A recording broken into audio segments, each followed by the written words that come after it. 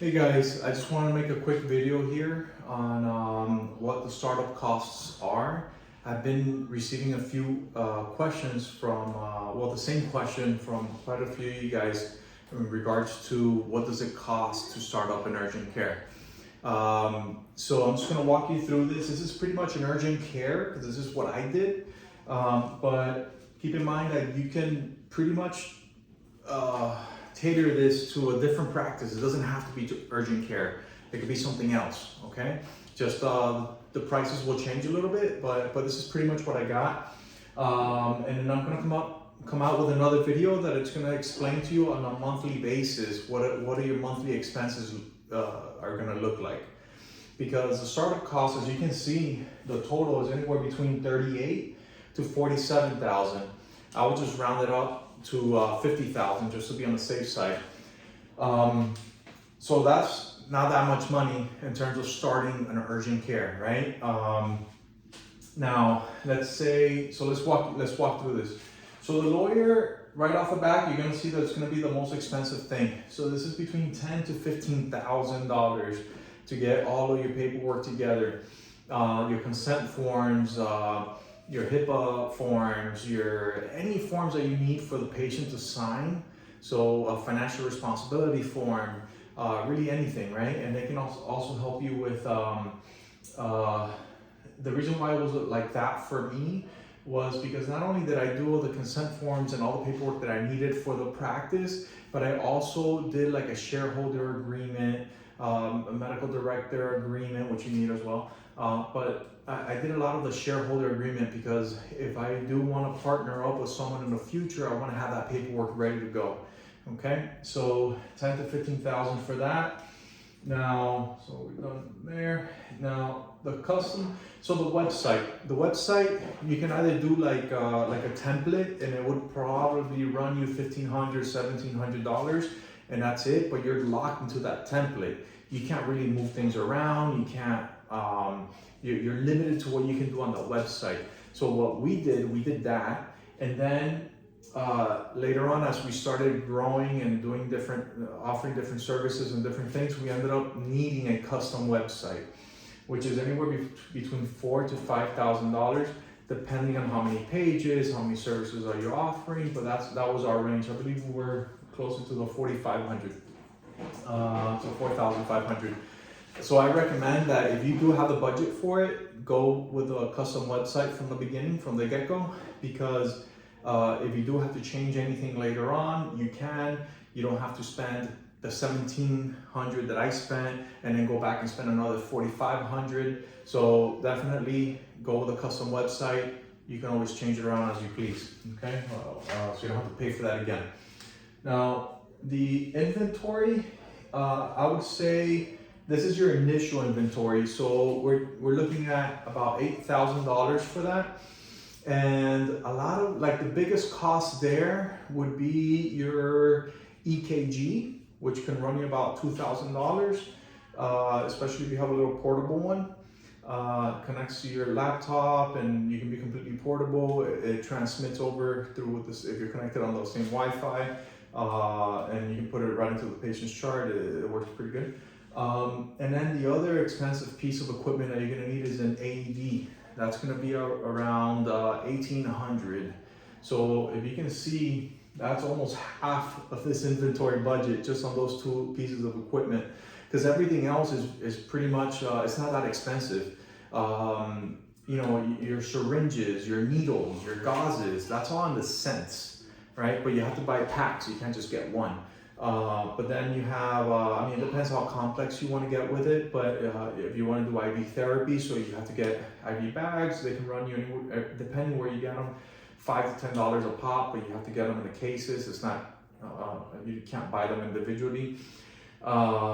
Usually the 500 milliliters, they come in a 24 pack. The 1000 milliliters come in like in a 12 pack. So, you know, you put all your equipment together, what you want to offer. And also be mindful with this, because as you will see, once you open, you're not gonna give all these services right off the bat. So get what you truly need and then start building into it. So work on how you're gonna scale out your services, okay? You wanna save a little money there from the beginning. Now, if you're gonna get an office, furniture, I think you can get away with 8,000 would be pretty good. Probably, I mean, $2,000 from this was just the exam table. So if you get a good, on the low end in terms of cost for an exam table, it's gonna run you about $2,000, and it's good. It's just doesn't have, it's not gonna be electronical, like going up and down. It's not gonna have an outlet on it where you can hook things up, but that's fine if you're in an office setting. You can just plug it into a wall if you need a light or anything like that. So look at that. So your exam table is the most expensive. I would say that the second most expensive would be your front desk. Because remember, when patients walk into your clinic, and the waiting room, the front desk, that needs to be very, very presentable. Because you wanna, it's not just giving them treatment and taking care of their cough or their sinus infection, but it's a customer service experience throughout, from start to finish. So make sure you organize your clinic in a way that it's inviting, okay? Now, the other thing too is credentialing. Credentialing is gonna run you anywhere between $4,300 to $6,850. So this is gonna be for 2 providers and between 5 and 7 plans. 5 and 10 plans. So get this going as soon as possible. I would say, I can speak for the state of Florida because that's where I am. And if for an urgent care, there's no open contracts. So you're gonna be waiting. I mean, I've been waiting 3 years now to be on Blue Cross Blue Shield. They don't have any, their panels are closed. Along with other payers. You just have to have connections within the industry to try to get you in there through the back door. But if not, then you just have to wait. There are other specialties that they do have panels open for. Now, if you are in another state, I've spoken to a few other people, and you can get credentialed with most payers within 6 to 8 months. You have like 10 payers: United Healthcare, Oscar, Cigna. I mean, any of these payers. But just the state of Florida is a little different. So with that being said, make sure that you offer cash services, because you can be in the credentialing process for 3 years in. So don't expect any income from there. All right, so that's where your working capital and your initial investment and how much you're gonna be paying monthly, all of that comes into play based on this forecast here, okay? So just get informed regarding the credentialing. So don't just rely on credentialing. If you're in the state of Florida, it's not gonna work for you. Your bank is gonna go to zero before you make any money. So definitely rely on cash services for urgent care, okay? Now OSHA and HIPAA setup, $600, not a big deal, $600. They pass by the clinic, they tell you what's wrong, what you can get dinged for or fined for if you don't have things where you should. And they just walk you through it, and you make the changes, you make the corrections, and that's it, you're good to go. Something very, very important with this OSHA, make sure that if you have a fridge, which you should, to have medication in, that you do have put a lock on there obviously, but because of meds and things like that, but you need to have a thermometer, but like a certified calibrated thermometer. I got mine from McKesson. It keeps track of everything. That is a felony if you don't have that, so make sure you get that on board, okay? So the business license, $130, no big deal. Business registration, $125, no big deal. And then CLIA waiver, $180, no big deal. But CLIA waiver is gonna be like, let's say you wanna do a strep test. So you need the CLIA waiver. If you want to do COVID testing, if you want to do a urine dipstick, influenza, things like that, pregnancy urine test. So things that you, like labs, technically, you know, because we're not running CBCs or CMPs or any blood work like that. But if you're doing any of these like labs, is rapid labs that you can do on site, you need that CLIA waiver license, okay? And if I'm not mistaken, you have to renew it every 2 years, and it's $180, not that expensive. And then I put here $3,000 for miscellaneous. So there's always going to be something that you're going to need. Let's say, for example, a printer, or if you need a fax. I mean, you just never know what you're gonna need. Maybe you need a second centrifuge. Those are running between $400 or $500 each.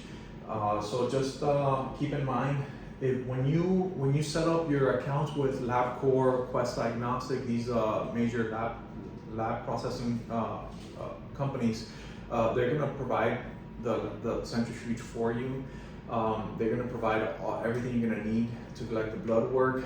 Now they don't provide how do you say, they provide certain needles. So if you like, for example, I prefer the butterfly needles, so I buy that separately because I rather draw blood with the butterfly needles. It's much easier. You see the flash, you know you're in the vein, and you can start drawing. And it's very thin too, a thin needle. I believe it's a 23 gauge if I'm not mistaken. So that's just the breakdown of startup fees. Total is going to be $38,000 to $47,000. I would, to be on the safe side, always put a 10% on top of whatever you think you're going to spend, and that's if you did your research correctly, just in case. Now, I have to go through this myself. I didn't have anyone or any source or anything where I can say, oh, this is what it's going to cost me, let me budget accordingly. I just went into it like, hey, let's just see how it goes, because I couldn't find information online about these things. So there you go. You know, take into account other factors, like, for example, if you have to give, like, if you're renting somewhere, like a clinic, like a medical building, which would be the cheapest, instead of having a standalones are expensive. You can move into that later. But if you do a medical building, especially if you're doing mobile services, then you can do a medical building, no big deal. But also they might ask for like a deposit, things like that. So you kind of have to work that out based on your area. But I mean, that should probably fall on that 3,000 miscellaneous. But this is pretty much startup fees. It's not that expensive to get started. The expensive part is keeping it going, okay, like on a monthly basis. Alrighty guys, hopefully this helps. All right, bye-bye.